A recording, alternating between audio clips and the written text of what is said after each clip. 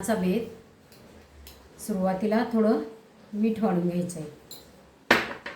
त्याच्यानंतर डाव्या बाजूला जवसाची चटणी आहे. त्याचबरोबर उकडलेले बीट त्याचे फोडी केलेले आहेत. आता उजव्या बाजूला मेथीची भाजी, कांदा आणि लसूण घातलेला आहे. त्याच्यामध्ये हे बघा लसूण घातलेला आहे. लसूण घालून घेतलेला आहे त्याच्यात. त्याच्यानंतर भरलेलं वांग केले बरं का आज.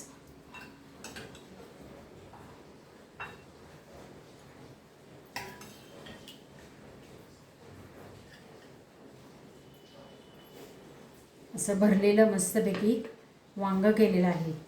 आणि भाकरी आपली अशी मोठी आहे छानपैकी आणि पूर्णपणे फुगलेली आहे. दाखवते तुम्हाला मी. भाकरी केव्हाही मोडून वाढायची, त्याचे 4 तुकडे करायचे असतात. हे बघा भाकरी आपली पूर्णपणे फुगलेली आहे आणि ती त्याचे 4 तुकडे करायचे असतात. म्हणजे एका भाकरीचे 4 तुकडे. कधीही ती पूर्ण वाढायची नाही. अशा पद्धतीने आज आपला जेवणाचा बेत तयार झालेला आहे.